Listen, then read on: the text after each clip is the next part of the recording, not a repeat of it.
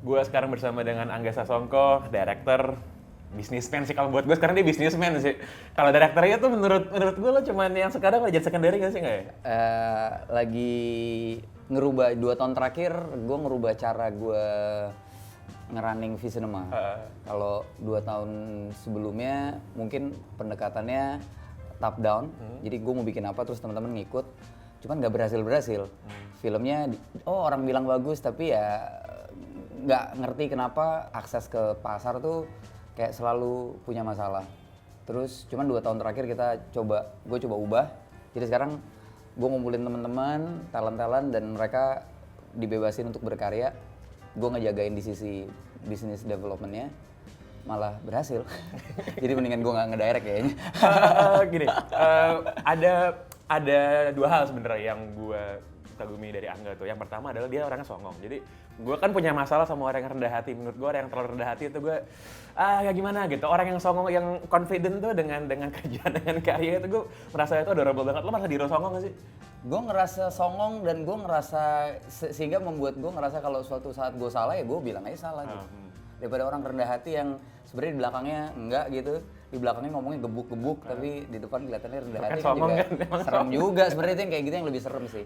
Dan yang kedua adalah lo sebagai seorang artis, sebagai seorang seniman lah, itu nggak merasa risih dan tabu untuk mengutarakan apa yang lo pikirkan soal berbagai macam isu sosial politik. Dari pertama kali gue kenal dia dulu Pilgub DKI dulu ya, kita pertama kali ngobrol-ngobrol ya, tahun 2012 tuh. Udah ngebacot gitu. Dan kalau biasanya orang di dunia film atau dunia musik atau dunia art lah yang menjaga jarak, lo mungkin salah satu orang di awal-awal lah yang menurut gue batas-batas itu lo tabrak, karena menurut lo ya, lo sebagai warga negara juga punya hak itu ya. Pertama itu, dan buat gue satu hal, ketika gue punya akses ke media yang lebih besar,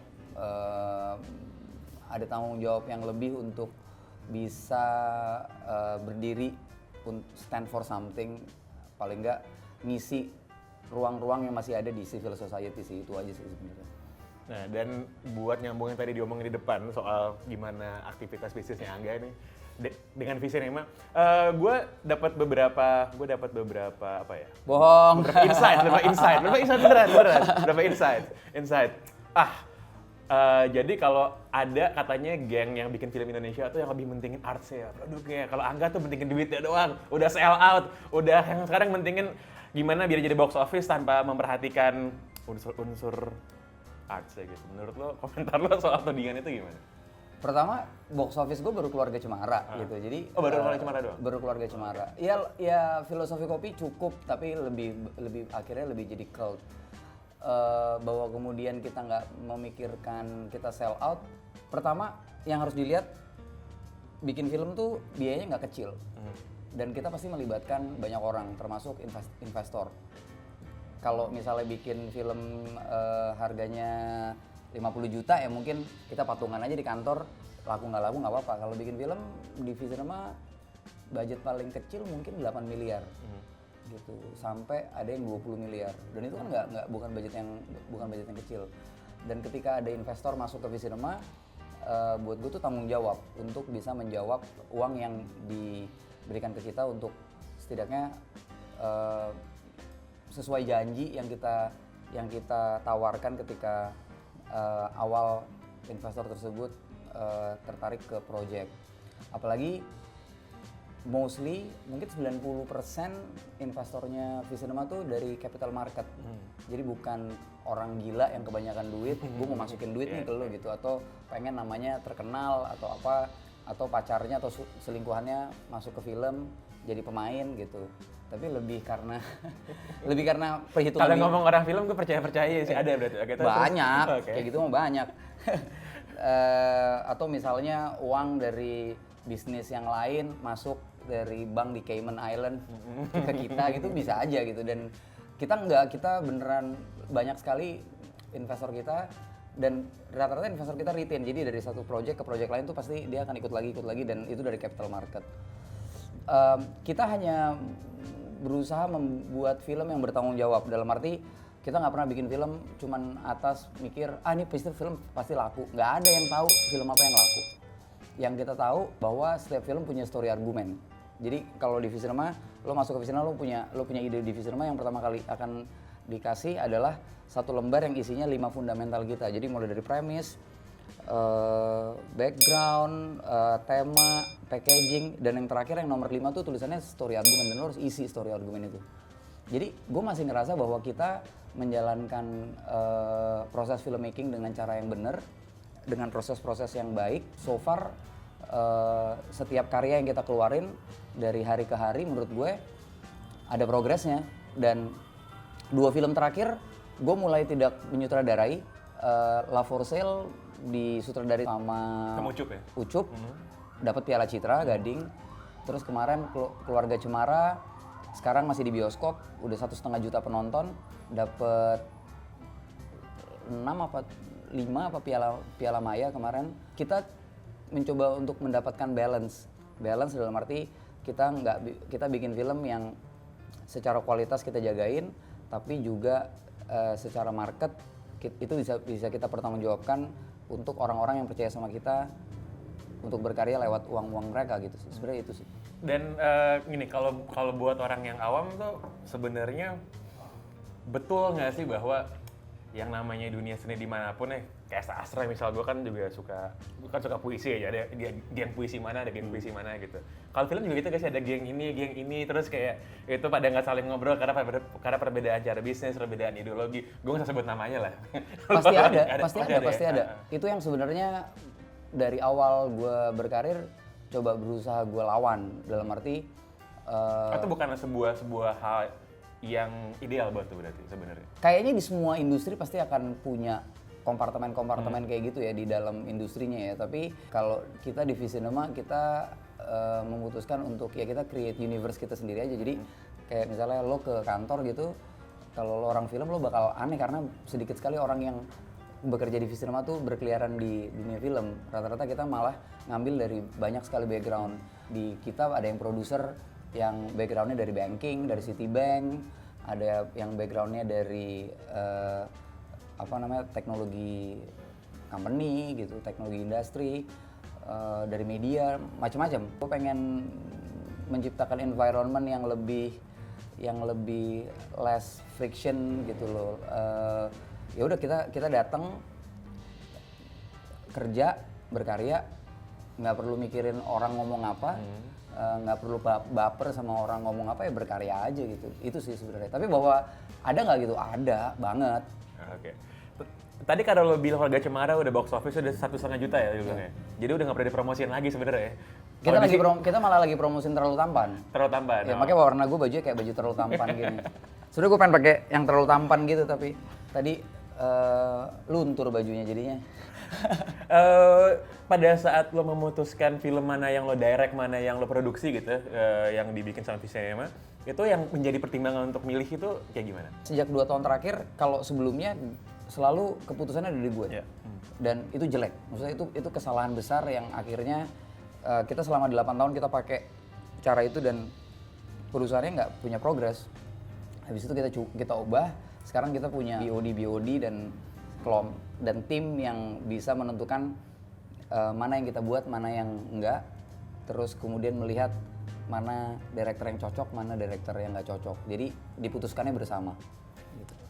Dan gini, kalau lo lihat sosial medianya Angga tuh, kalau di Twitter dia kan ya kayak tadi gue bilang ya, dia banyak bacot gitu, dan menurut gue bacotannya tapi ya logis. Gue rasa sih banyak yang sebel juga ngelihat ini ya, ngelihat segala macam tweet lo. Yesus aja banyak yang sebel. Kenapa gue harus nggak boleh ada yang sebel gitu maksudnya? Ya kan? Lo cebong apa kampret ya? Apa? Lo cebong atau kampret? Karena nggak ada yang bisa nebak menurut gue. Gue nggak dua-duanya. Lo nggak dua-duanya? Gue nggak dua-duanya, sangat nggak dua-duanya. Soalnya kalau kemarin gue ngundang Ernest kesini, dia bilang cebong gue katanya dia. Oh iya. Ya dia mah cebong banget. Cebong banget ya, iya. kelihatan ya. Kelihatan terima brief. lo ngomong keras dan gue rasa cukup banyak yang senada sama lo soal golput. Dalam beberapa hari terakhir memasuki ke week ini nih, banyak banget jangan golput bla bla bla dengan berbagai macam alasan. Kalau gue pribadi sih, gue merasa bahwa gue tidak akan golput, tapi gue merasa lo kalau golput tuh hak lo, itu hak politik. Kalau lo, kenapa lo sangat terlihat sangat annoyed dengan sangat terganggu banget lihat segala macam yang beredar di Gue masih belakangan swing. ini? Gue masih swing. Gue antara, yang pasti gue nggak nomor 2 lah. Udah pasti itu. Maksudnya Tapi ya. kan tapi lo bukan cebok. Bukan. Bukan cebok. Gue lagi malah menunggu apa yang bisa dia jual buat gue kasih suara gue ke dia. Tapi kalau gue ngerasa yang paling parah dari hari ini kayak orang-orang yang berusaha jadi balance, yang berusaha menciptakan balance narration tuh ikut digebukin. Politik tuh lagi terpolarisasi. Ya banyak teman-teman yang dulu di civil society yang jagain civil society akhirnya ikut nyemplung ke politik dan kemudian kehilangan akal sehatnya. Sehingga yang tetap bertahan di civil society kayak contohnya gue bisa sebut misalnya Bang Faisal Basri gitu. Ya digebukin kanan kiri juga ketika ngomong. Tapi buat gue perlu ada orang-orang yang tetap bertahan di posisi itu untuk nggak semua sikap politik, aktivitas politik tuh harus berhubungan dengan hal-hal yang berbau elektoral sebenarnya. Gue kemungkinan besar saat ini golput.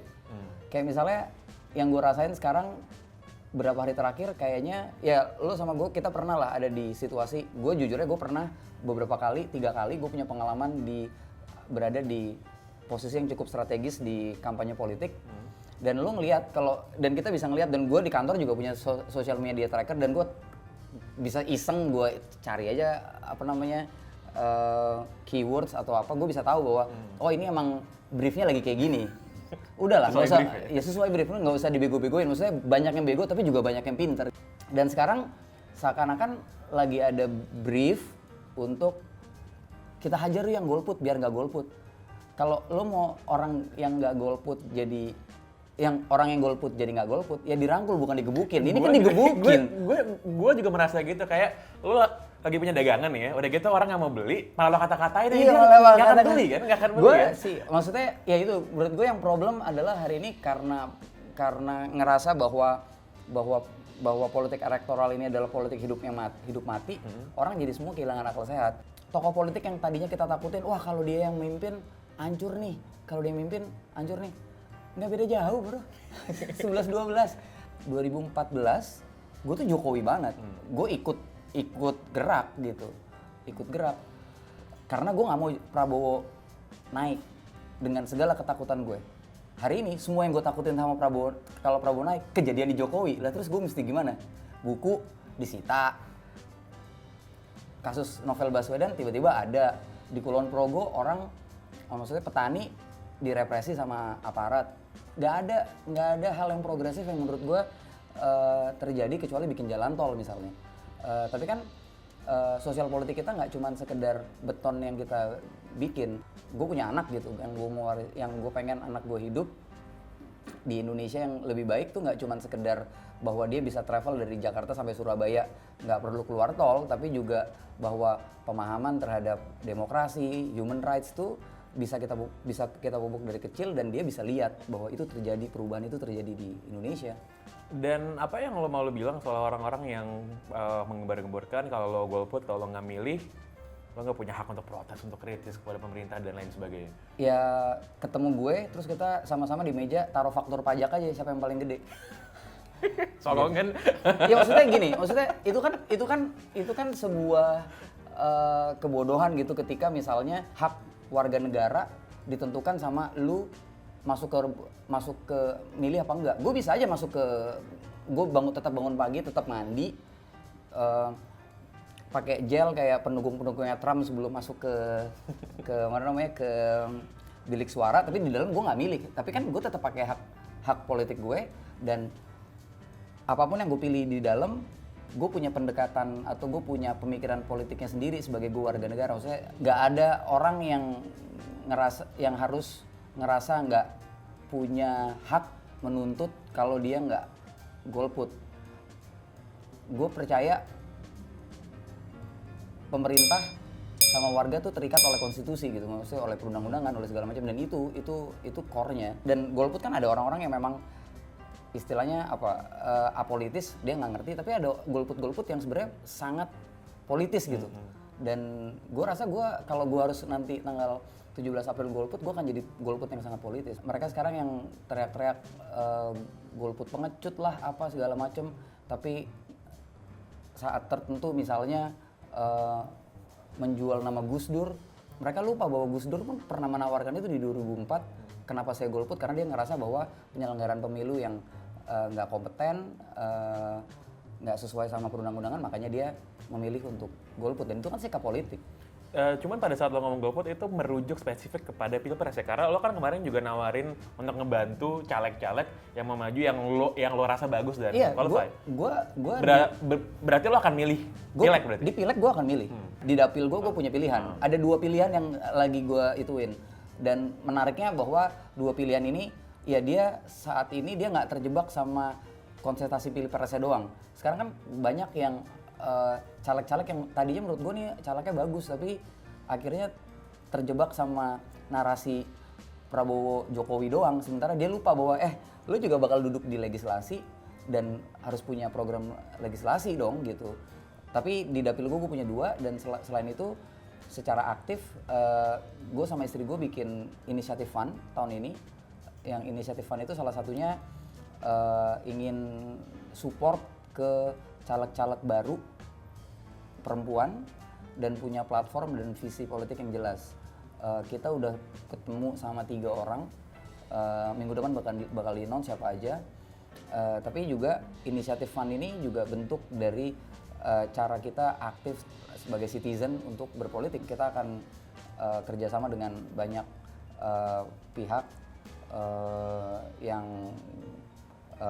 fokus sama kerja-kerja tentang demokrasi, human rights, sama literasi media. Satu hal yang kalau buat gue sih, gue seneng gitu karena itu membuktikan apa yang udah gue pikirin lama, bahwa lo mau bisnis apapun, lo mau berkarya apapun, lo punya opini politik itu sebenarnya tidak akan berpengaruh kayak lo misalnya, kayak Ernest atau kayak Panji gitu misalnya kan.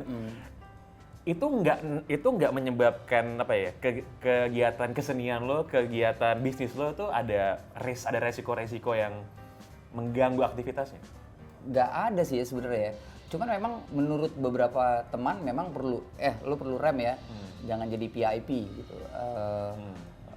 Political PEP, Politically exposed person ya. Nah, gue tidak menjadi political exposed person karena gue tidak berdiri atas satu entitas politik, misalnya partai gitu ya. Partai atau misalnya tokoh politik, tapi gue berdiri sebagai warga negara. Gue kalau gue harus ngomong ya gue memakai fungsi gue sebagai warga negara aja sih.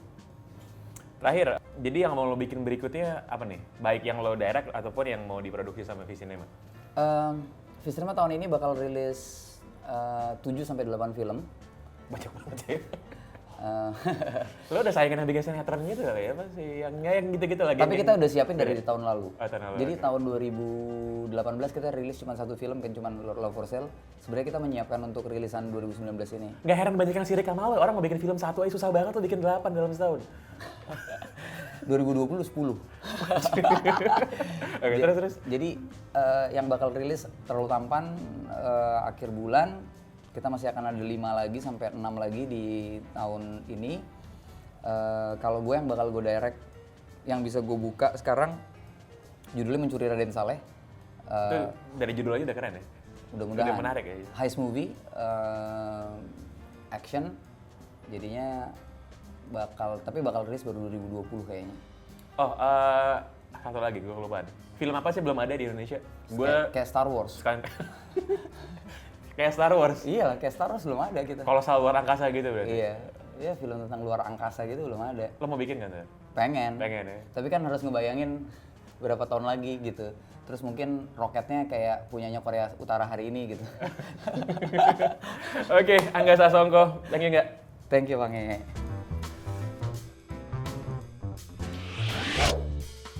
Angga Sasongko membuktikan dengan mengubah pola kerjanya, dia bisa membuat filmnya menjadi box office di Indonesia. Angga bisa menerobos batas dengan keluar dari zona nyamannya. Kalian juga bisa menerobos batas dengan cara download aplikasi Bukalapak dan scan QR Code untuk memulai sesuatu demi perubahan lebih baik. buka aja Bukalapak.